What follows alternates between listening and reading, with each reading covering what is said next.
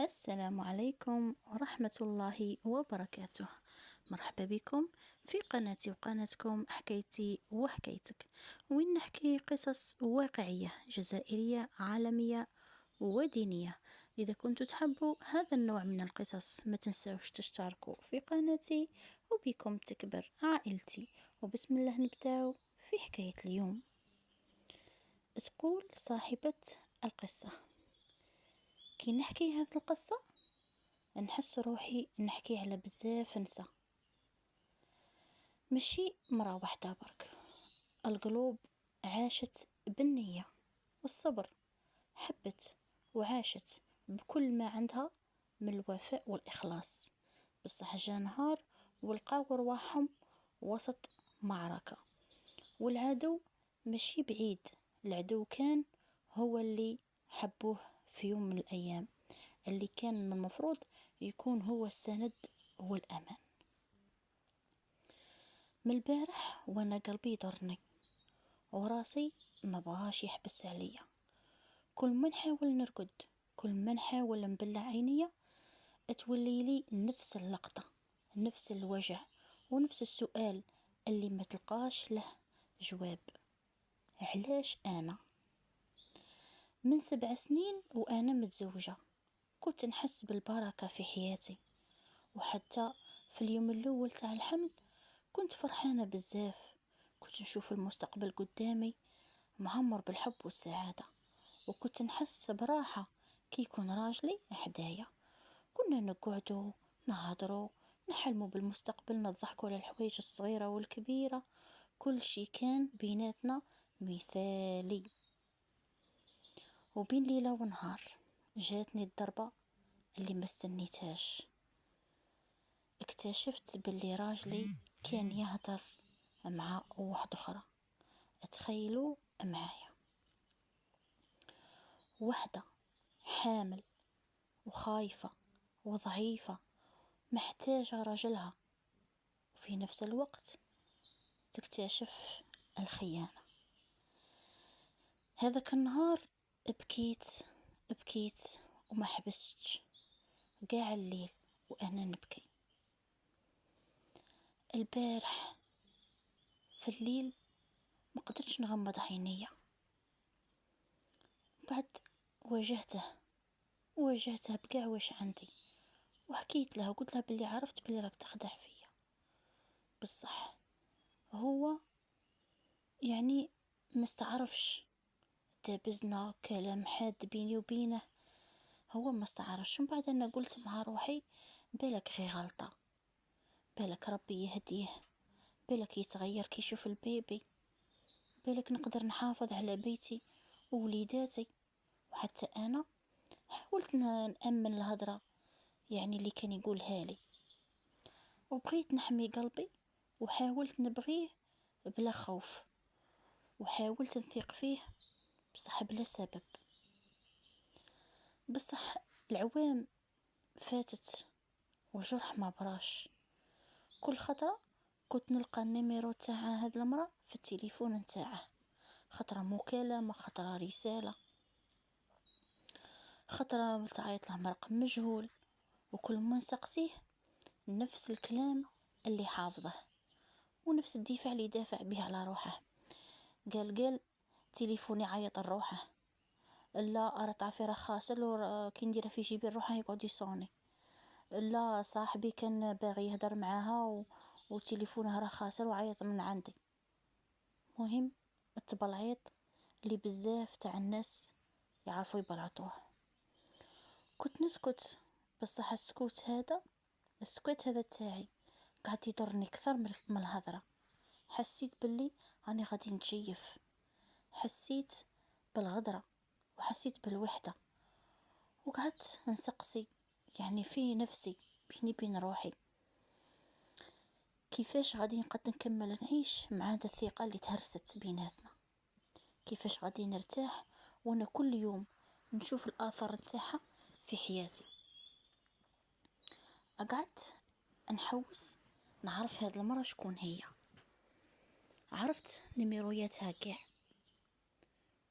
وحساباتها على مواقع التواصل الاجتماعي، حتى حياتها الشخصية وليت نعرف فيها غير بشوية. كل يوم كنت يعني نكونترولي راجلي، نراقب فيه. كل يوم كنت نحاول نعرف الحقيقة غير باش نريح.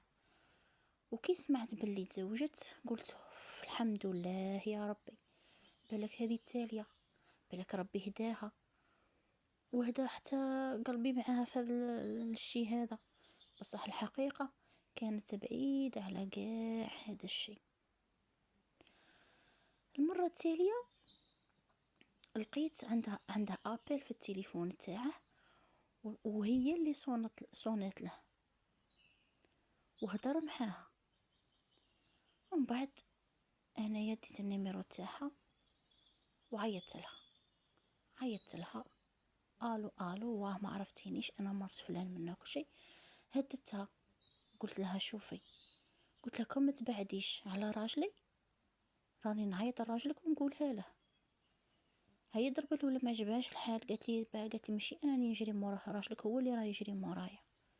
المهم قلت لها انا ما نحوش نفهم شكون راه يجري مور الاخر، انت راكي متزوجه وهذا الراجل راه متزوج. لو كان راني نقول لك ما تبعديش عليه غادي نعيط لراجلك ونخبرها له. هي وعدتني، قالت لي ما نزيدش نعيط له صاي. قالت لي ونقول لك لو كان زعما هو يبغى يعيط لي ولا والله نخبرك بلي هو راه يبغى يعيط لي. قلت لها صاي تواعدنا زعما كلمه تاع نسى. قلت صاي الحمد لله. كي وليت للدار حسيت بالراحه، قلت يا ربي الحمد لله، بالك هذا اخر فصل في القصه تاعي. بصح للاسف ما كانش كيما كنت حاسبه. واحد النهار راجلي دخل الدوش وحط البورطاب تاعه، للعلم بورطاب ولا ما يحطهش بزاف. هذاك النهار دخل الدوش وخلى البورطاب حطه. انا استغليت الفرصه ورحت نجري، رفدت البورطاب تاعه وقعدت نفتش فيه كيما مداري. شفت اتصال جديد، يعني بالكتبه، نيميرو جديد. هي كانت تطلب فيه وتعاود. حنبو نقولها ما تخبرش راجلي، اهدر مع مرتك قولها ما تقولش هكا راجلي ومنا وكل شيء. وهو يحاول يهديها ويقولها ما تخافيش دوك نهدر معاها وما عندها ما دير ومنا واحد الكلام. انا نقرا فيه وحسيت الدم ينشف في عروقي، حسيت الروح تاعي تتقطع، حسيت قلبي تقطع، حسيت بلي هذوك الجروح اللي كنت مجروحه عاودوا عاشوا ونولدوا من جديد. حسيت روحي وحيده وخايفه. الثقه اللي كنت نحملها يعني اللي عاودت بنيتها عاود راحت للمره الزوجه. المهم قعدت خممت مليح مليح مليح مليح، قلت لا كان ندير لي راه في راسي. لميت كاع هذيك الهضره بينها وبين راجلي، درت سكرين شوت وصيفتهم الراجلها. قاع النهار وهو يصونيلي، ما قدرتش نرفد عليه. بصح من بعد قلت والله نرفد. رفدت عليه، قال لي الو، قلت له الو نعم. الصوت نتاعه كان محطم تاع انسان مدمر. قال لي يا اختي جيتك بجاه ربي، وش هذا الشيء اللي رسلتيه لي كاين منه بصح. انا في هذيك اللحظه قلبي تقطع عليه. علاه؟ لخاطرش رانا عايشين انا وياه نفس الوضع، يعني اللي راه عايشه هو انني عايشاته. شريك حياتك واللي بغيت تبني معه الدار ودير معه العائله تلقاه خادعك، ماشي سهله. مسكين القلب تاعه اتقطع، ما يستاهلش. حكيت له كل شيء من الاول حتى التالي بالحقيقه وبلا كذب. بصح من بعد خممت مع روحي خفتي لنكون يعني خربت دار انسان بريء. من هذيك الدقيقه حسيت باللي القرار لازم يجي، لازم نحمي قلبي ولازم نحمي ولادي. دروك انا راني ناويه على الطلاق، بالرغم من أنه راجلي عمره ما قصر معايا وكان حنين وكل شي، وبينتنا قصة نتاع حب طويلة. بصح الخيانة تمسح كاع ذوك الذكريات وتقتل الثقة وتخلي قلب المرأة خاوي وما فيش الأمان. كنت فكر الأوقات الزينة اللي فوتناها مع بعض، الضحك، التحواس، الكلام اللي زين ويدفي القلب، نحس بالأسى. بصح نعرف باللي الحب بلا أمان ما يسوى والو. حياتي اليومية بعد هذا الصدمة ولت معمرة بواحد الصراع داخلي. كل خطرة نشوف وليداتي نحس باللي لازم نكون قوية ولازم نحميهم باش ما يشوفوش الألم تاع هذيك الخيانة اللي راني عايشاته. كي نوض الصباح نحاول نضحك، نحاول نبدل الجو، نوض نطيب، نخمل، نحاول نخلي الدار نقية عادية. بصح كل لحظة وكل دقيقة تفكرني باللي صار، كل ضحكة معاهم تفتح لي الجرح.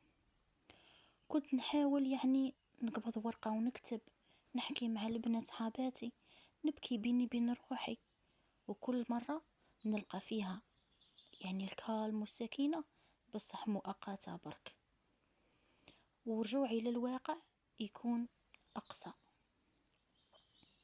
كل شيء كان يحتاج لواحد الشجاعة، وكل خطوة كنت نحسب لها مليح، كل حاجة نبغي نديرها نحسب لها مليح ونخطط لها. باسكو الخيانة خلتني نشوف الحياة بنظرة جديدة.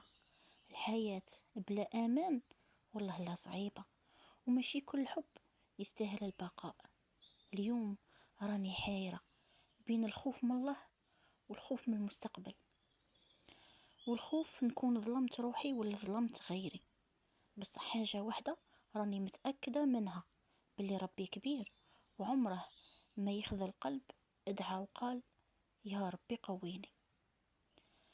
العبرة اللي باغي نعطيها لكم من القصة نتاعي، بلي الخيانة ماشي غير غلط، الخيانة كسرة، وكي ينكسر القلب صعيب يرجع كيما كان. بعض المرات النهاية اللي نكونوا نبكوا عليها تكون هي البداية اللي ربي يحمينا بها. وكونوا متأكدين ومتيقنين باللي اللي يخون مرة يقدر يخون 1000 مرة. بصح اللي يخاف ربي يكون يخاف حتى من دمعة الولية، واللي اختار كرامته، واللي وقف مع نفسه، واللي مرضاش بالذل عمره ما يندم. ممكن هذه القصة اللي بدأت بالقهر تكمل بالنور، وممكن الطريق اللي جاية أحسن من اللي راحت.